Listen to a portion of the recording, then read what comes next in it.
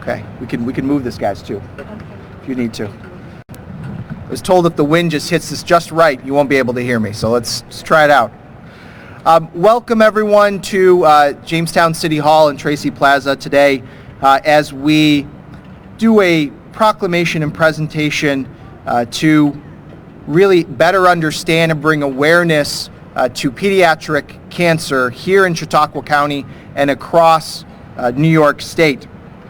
We have today a lot of really wonderful people that have joined us, and I want to just start off today first with a couple comments and to issue a proclamation and then let some of the other fine folks talk about why we're here.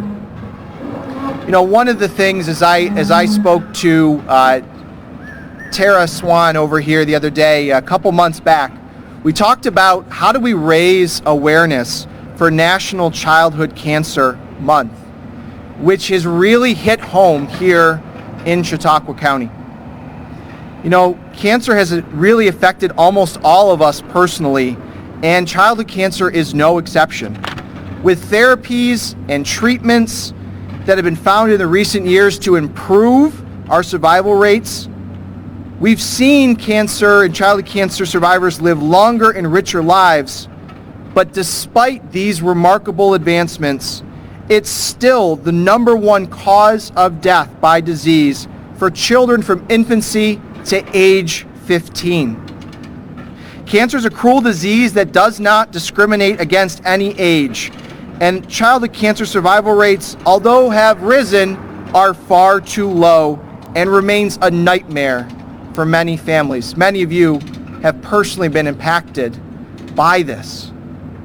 During National Childhood Cancer Awareness Month, we pay tribute to the patients fighting every day, the families that are pulling together, the healthcare professionals and providers that are searching for a cure, and the private groups that are helping to work with families across this country and this county to provide hope and help to children diagnosed with cancer and to find better treatments.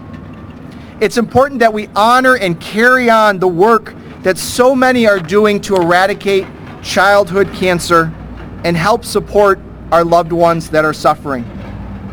Most importantly, we want to honor the memory of those that we have lost and the families who fight every day to ensure this horrific disease does not take another child's life. I want today, on behalf of the city, to read a proclamation for Childhood Cancer Awareness Month.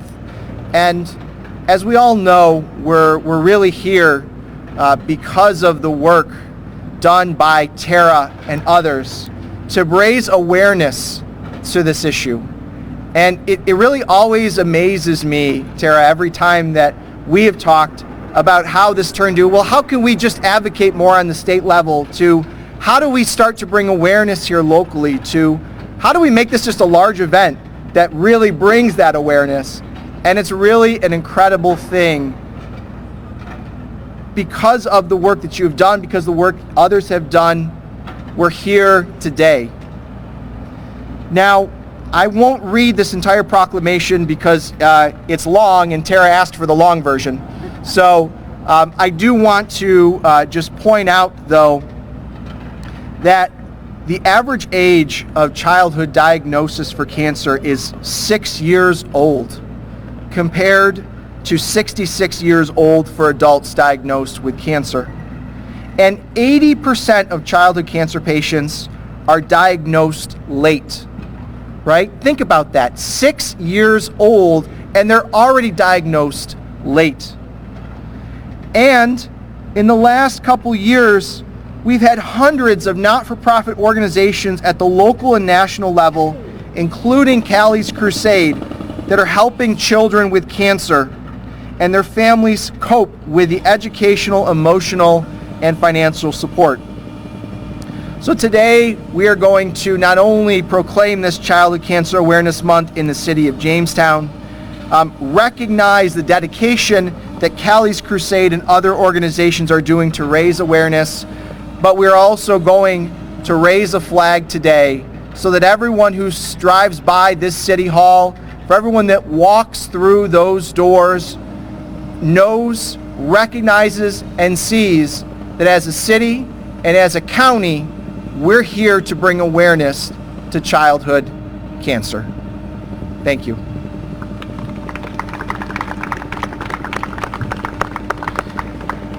I get the esteemed pleasure now to invite our county executive, PJ Wendell, who wants to also present some information. And we're excited and delighted to have him join us today. PJ? Thank you, Mayor Sundquist, and thank you everybody for attending. We made a proclamation last week to Tara in memory of childhood cancer, or in memory of Callie, but also to recognize and proclaim Childhood Cancer Month throughout Chautauqua County. But you know, as I sit here for a moment, I think back to 1986 by a young woman by the name of Sheila Volk, who I went to school with, who was the first person I knew as a teenager to be diagnosed. And it wasn't long after that it affected her junior year and her senior year, but she stood there steadfast and was a cheerleader and tried to do everything she could. And after graduation, unfortunately succumbed to cancer. And we realized, as it was mentioned last weekend in an event at Camp Chautauqua for Camp Good Days and Special Times, that cancer didn't stop last year. COVID has been the main focus, but cancer and childhood cancer did not stop claiming lives, did not stop being diagnosed. So as we take time today, we remember that amidst everything we do, this disease doesn't stop. It doesn't take a break. It doesn't take a breath. It claims everything it can. And the more attention we can bring to it, the more problems we can solve, the more remedies we can have, the more diagnosis, the more medication, the more treatment to it someday. And it's a dream, hope that we can eradicate childhood cancer. Lofty goal, but with science and technology, that may be something for these children. I look across at Sydney Crisco, a former student of mine. I remember the day we heard that she was diagnosed. And it's hard. But if you look at Bella or Sydney, they may be the hope in the future, the ones who come up with that cure for multiple childhood cancers. So on behalf of myself, just to wrap up our proclamation we made, that I, County Executive Paul M. Wendell Jr., do hereby proclaim the month of September as Childhood Cancer Awareness Month here in Chautauqua County, and urge residents, community organizations to come together to raise awareness of pediatric cancer, honor those courageous children who continue to fight their cancer, remember those who have been taken from us much too soon, and support the initiatives to help us find better treatments and end cancer. On behalf of myself and the residents, I'd like to thank Tara and Callie's Crusade for all they do. And to just take a moment as we go through this month to remember those whose cancer has claimed and pray for a cure. Thank you. Thank you, County Executive. I do have the distinct pleasure of also bringing up Lisa Vanstrom, who serves a couple different roles. One as a very diligent county legislator here in Chautauqua County, but also will be working on behalf of State Senator George Borrello, as well as Assemblyman Andy Goodell today. I think double duty. As you all may know, a special session was called to the legislature, so I had spoken to both Andy and George, who were planning on coming today, but were recalled to Albany late yesterday, right? So Lisa's here on their behalf. So we'll welcome Lisa Vanstrom. Thank you, Mayor. I'm honored to be with you today as we mark Childhood Cancer Awareness Month and remember to do what Kaylee taught us to do. With courage, love, fierce determination, Callie inspired us to fight like a girl against pediatric cancer and childhood diseases. Callie brought us together so that other children and families in our community will never face childhood cancer or illnesses alone. Callie's legacy is the countless lives of children and families touched and given hope by Callie's Crusade. Thank you to all the volunteers and donors who make Callie's Crusade possible. and for supporting fighters like Callie. You make our world a better place. And I have some certificates of recognition I would like to present to Tara Swan, co-president of Callie's Crusade, and thank you for allowing me to be here. God bless.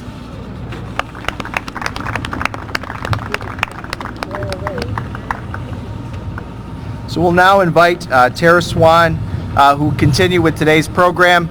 Sorry about the wind, sorry about the noise, but it's fitting because the flag's going to fly very high today.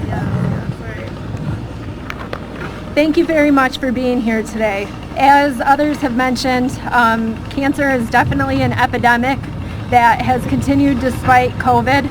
It's an awful disease to anyone to go through. But I ask you today, what about the kids?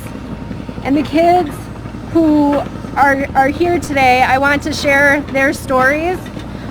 First, I'm going to ask for Bella to come up.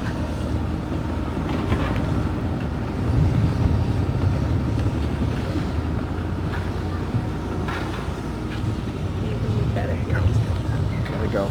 As close to your mouth as possible. Okay. There you go. My name is Bella Sandro. I am 13 years old and I was diagnosed with a ganglioma brainstem tumor in 2013 at the age of 5. Because my tumor is intertwined in my brain, in the cerebellum of my brain, in the brainstem, they were not able to fully remove it after having 2 surgeries a few weeks apart. I was diagnosed with a benign ganglioma brainstem tumor.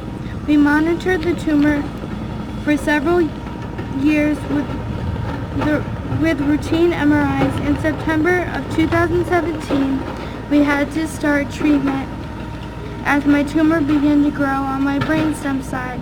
For 3 years, I was on an oral chemotherapy pill. Within the first 3 months of starting chemo, my tumor shrunk almost 50%. After that, we had stable scans for the next 2 years. My tumor began to grow on my brainstem side, so in February 2021, it was time to start radiation. I had radiation 5 days a week for 6 weeks in Rochester. This past August, the fluid in my brain was not able to drain properly, caused from swelling due to the radiation. I had to have another surgery to have a shunt put in so the fluid could drain well. At the moment, we are still waiting to see if radiation has worked. It can take several months for it to show. Even though I was not diagnosed with cancer, I am still treated like a cancer patient. Sometimes I wish things were how they used to be so I could feel like a normal kid. I'm a freshman at JHS, and someday I hope I can be a child life specialist so I can help kids during their difficult times.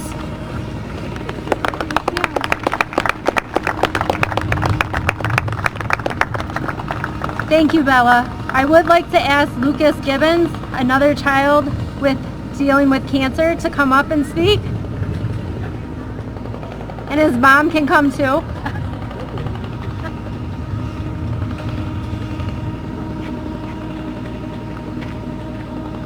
Hi, Lucas. You guys are going to want to talk loud into the microphone, okay? Get right up close to it. Okay.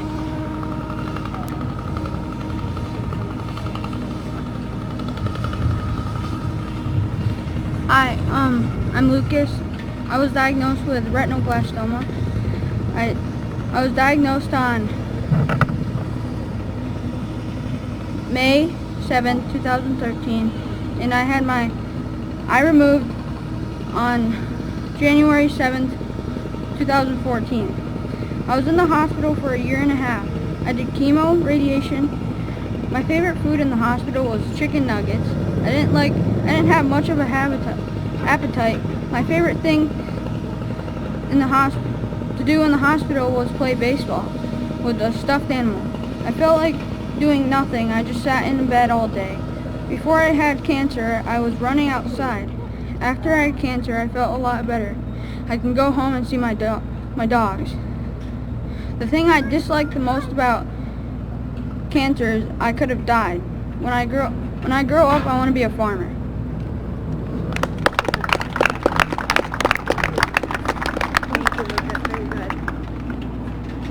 All right, I'm going to invite Sydney Crisco to come up. You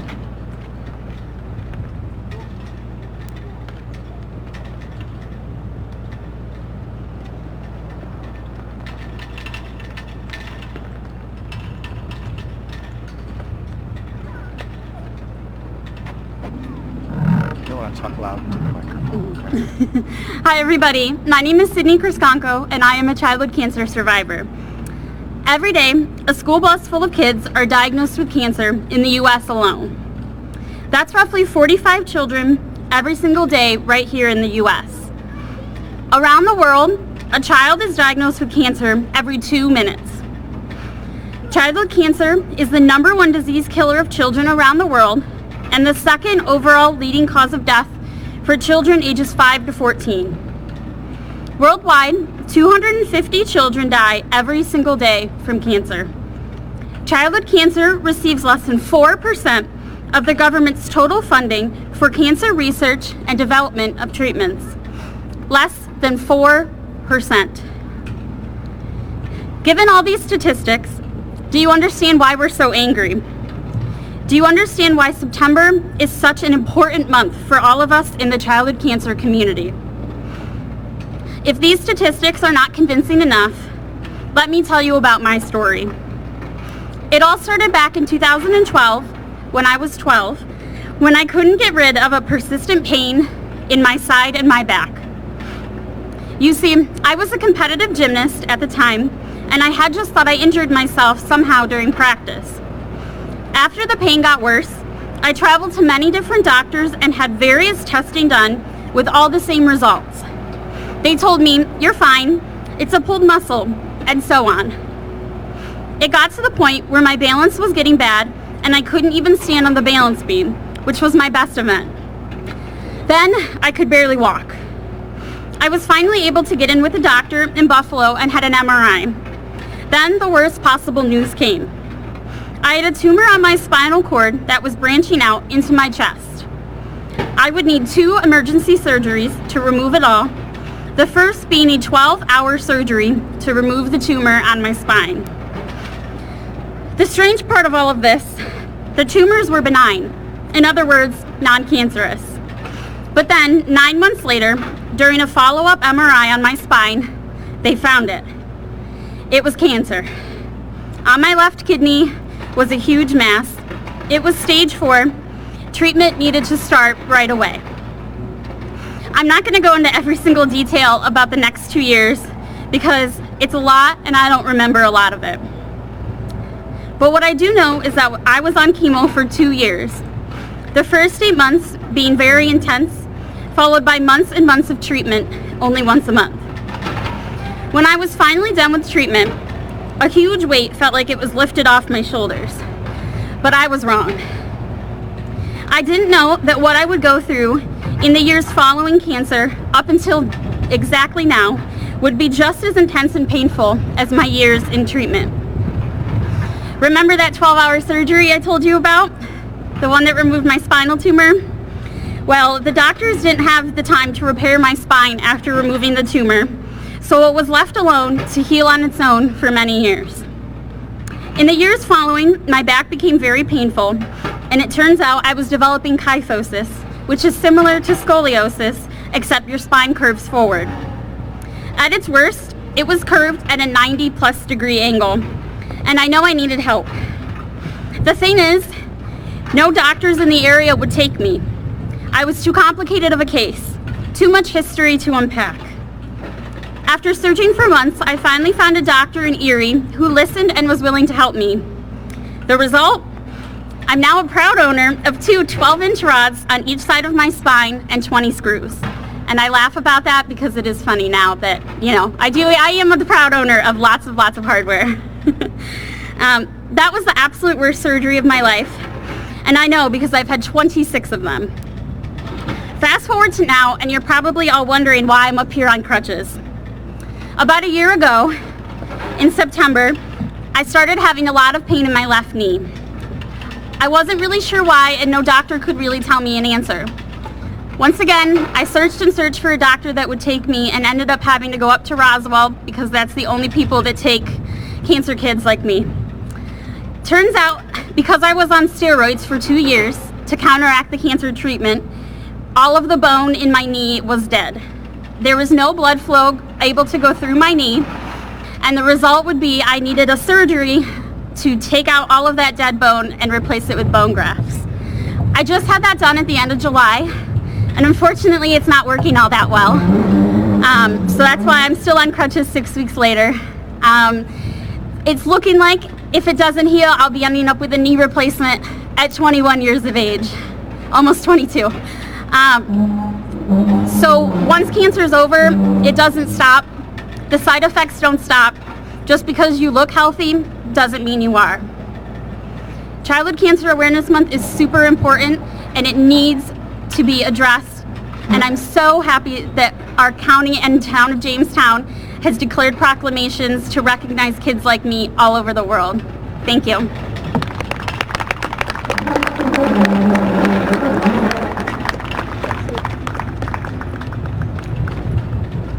And just to add on to that, as Sydney said, only 4% of any funding goes to pediatric cancer. And myself, with not having my daughter alive anymore because of pediatric cancer, I live with a lot of what ifs. What if more money was given for pediatric cancer? What if there was more research and funding for it? And what if my daughter was still alive? I'm not here on behalf of Callie's Crusade today to necessarily ask for money or ask for you guys to donate to our funds and our purpose, but more or less I'm asking you guys to support us in bringing awareness to this epidemic, as well as support us and help us with creating new legislations so that these kids don't have to suffer because of pediatric cancer, that these kids don't have to live the rest of their lives with those what ifs. So again, I appreciate you all being here. Thank you guys so much for sharing your stories. Bella, Lucas, and Sydney. It takes a lot of courage just to do that, so thank you.